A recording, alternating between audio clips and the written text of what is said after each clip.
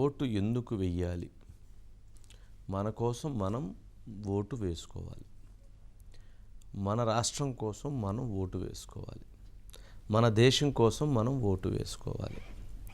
అలాగే మన ఆరోగ్యం కోసం మనం ఓటు వేసుకోవాలి. మన కుటుంబం కోసం మనం ఓటు వేసుకోవాలి. మన ఉద్యోగం కోసం మనం ఓటు వేసుకోవాలి.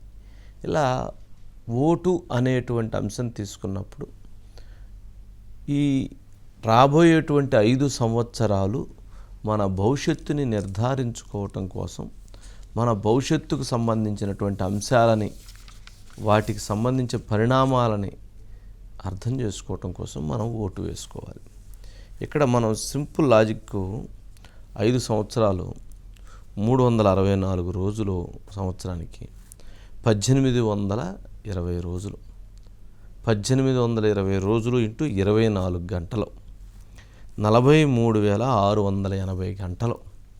43,680 గంటలు మనం సమాజాన్ని ప్రశ్నిస్తూ, వారిని ప్రశ్నిస్తూ, వీరిని తప్పుపడుతూ, వారిని తప్పుపడుతూ, అది బాగలేదు, ఇది బాగుంది, అది మంచిగా లేదు, ఇది చెడుగా ఉందని చెప్తూ ఇంత చేస్తున్నామే. మరి 43,680 గంటలు పనిచేస్తున్నటువంటి మనం ఒక్క అర్ధగంట, ఒక్క గంట మన ఓటు వేయటం కోసం బాధ్యతతో వ్యవహరించాల్సినటువంటి అవసరం ఉంది. అందుకు మనం ఓటు వేయాలి. ఓటు వేయటం అని అంటే జనరల్గా ఎలక్షన్ రోజున, రేపు ఎలక్షన్ కదా, ఎందుకు సెలవు దినంగా ప్రకటించారు? ఓటు వేయటం కోసం సెలవు దినంగా ప్రకటించారు. అధికారిక సెలవు దినంగా ప్రకటించారు. మరి అధికారిక సెలవు దినంగా ప్రకటించింది ఎందుకు? ఓటు వేయమని. మరి అలాంటప్పుడు మనం ఓటు వేయకుండా ఇంట్లో కూర్చుంటే మరి అది కరెక్ట్ కాదు కదా. మనం ఆ రోజు అధికారాన్ని ఎవరికి ఇవ్వాలి, ఎవరికి సెలవు ప్రకటించాలని మనకు సెలవు ఇచ్చారు. మరి ఎవరికి సెలవు ప్రకటించాలని మనకి సెలవు ఇచ్చారు. మరి మనం ఆ సెలవుని దుర్వినియోగం చేస్తే ఎలా? ఓకే, ఒకటి. అంతేగాని ఈ ఓటు విషయంలో చాలామంది, అంటే మనం చిన్న ఒక ఎనాలిసిస్ చూస్తే ఓటుకు సంబంధించి కొన్ని ఆశ్చర్యకరమైనటువంటి అంశాలు ఉన్నాయి. 2014లో 3,76,16,839 ఓటర్లకు గాను 86,65,000 మంది ఓటు హక్కు వినియోగించుకోవాలి. ఎంతమంది? 86 లక్షల మంది ఓటు హక్కు వినియోగించుకోవాలి 2014లో ఆంధ్రప్రదేశ్లో. 2019లో 80,20,000 మంది ఓటు హక్కు వినియోగించుకోవాలి. 80,20,000 మంది. ఎంత దుర్మార్గం అండి! ఎంతటి దుర్మార్గమైనటువంటి అంశం అది. మరి ఇప్పుడు 2024లో మరి 4,14,00,000 ఓట్లు ఈసారి ఉన్నాయి. మరి ఎంతమంది ఓటు హక్కుని వినియోగించుకుంటారు, ఎవరు ఓటు హక్కుని వినియోగించుకోరు అనేటువంటి దాంట్లో ప్రత్యేకంగా బాధ్యతతో చూడాల్సినటువంటి అవసరం ఉంది.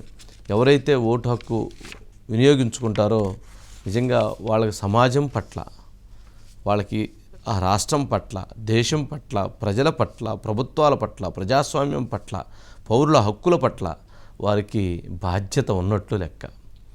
ఎవరైతే ఓటు హక్కు వినియోగించుకోరో వారికి సమాజం పట్ల కానీ, లేక వ్యక్తుల పట్ల కానీ, ప్రజాస్వామ్యం పట్ల కానీ, న్యాయం పట్ల కానీ, ధర్మం పట్ల కానీ వాళ్ళకి బాధ్యత లేనట్లుగా చూడవచ్చు. ఆరోగ్యం బాగలేకపోయినా తర్వాత రోజు హాస్పిటల్లో చూపించుకోవచ్చు. ఓటు హక్కు వినియోగించుకోవాలి. అంటే సెలవు ఇచ్చారు కదా అని టీవీల ముందు కూర్చుంటారు. టీవీల ముందు కూర్చుంటే ఎట్లా? 5 సంవత్సరాల పాటు ఎన్ని రోజులు? 1820 రోజుల పాటు టీవీలు చూసాం కదా. మరి ఒక్కరోజు, ఒక్క గంట పోయి ఓటు వేస్తే ఎంత బాగుంటుంది, ఎంత ఆనందంగా ఉంటుంది. ఓటు వేసామని చెప్పని బలంగా చూపించుకోవచ్చు. మరి అలాంటిది ఆ ఓటుని మనకెందుకులే, మనం వేస్తే గెలుస్తారా, మనం వేయకపోతే ఓడిపోతారా, ఇలా అనుకొని 80 లక్షల మంది ఓట్లు వేయకపోతే ఎవరైనా గెలుస్తారు, ఎవరైనా ఓడిపోతారు. అందుకని ప్రజాస్వామ్యాన్ని గెలిపించడం కోసం ఓటు హక్కుని వినియోగించుకోమని ప్రత్యేకంగా విజ్ఞప్తి చేస్తున్నాం. ఒకరోజు, ఒక గంట ఆహారం లేకపోయినా పర్వాలేదు, ఓటు హక్కు వేయండి. ఒక గంట ఆనందం లేకపోయినా పర్వాలేదు, ఓటు హక్కు వేయండి. ఒక గంట ఏదైనా సరే ఇతర ఏ కార్యక్రమం ఉన్నా సరే ఒక్క గంట వాయిదా వేసుకొని వెళ్ళి ఓటు వేసి వస్తే అది ప్రజాస్వామ్యాన్ని గెలిపించినట్లు అవుతుంది. సరే, ఈ అంశం విషయంలో పోలింగ్ రోజున దాదాపు అంటే మనకి ఓటు హక్కు, ఓటు ఎక్కడ ఉన్నది ఏంటి అని తెలుసుకోవటం కోసం ceo.andhrapradesh.nic.in ఆ వెబ్సైట్లోకి వెళితే మనకు క్లియర్గా తెలిసిద్ది.